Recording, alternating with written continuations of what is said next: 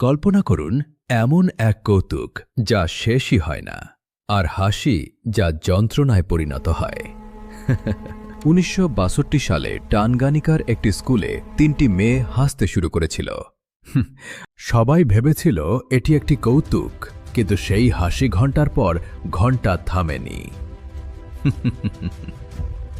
দেখতে দেখতে এই হাসি পুরো স্কুলে ছড়িয়ে পড়ল। ৯৯ জন শিশু পাগলের মতো হাসছিল।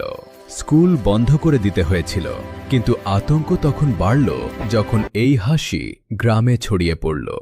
মানুষ দিনের পর দিন হাসতে থাকত। শ্বাস নিতে কষ্ট হতো, কিন্তু তারা থামতে পারছিল না। বিজ্ঞানীরা পরীক্ষা করলেন, কোনো ভাইরাস ছিল না, কোনো বিষ ছিল না। কেন এই হাসি হচ্ছিল? আসলে এই মানুষগুলো কয়েক দশক ধরে ঔপনিবেশিক শাসন এবং সাংস্কৃতিক নিপীড়ন সহ্য করছিল। তাদের মস্তিষ্ক আর চাপ নিতে পারছিল না, আর তারা মাস হিস্টেরিয়ার শিকার হয়েছিল।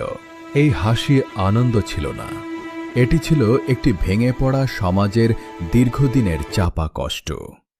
ইতিহাস সাক্ষী, মাঝে মধ্যে সবচেয়ে নিরীহ জিনিসও সবচেয়ে বেদনাদায়ক হতে পারে। আপনি কি এই চাপা পড়া গল্পের কথা আগে শুনেছেন?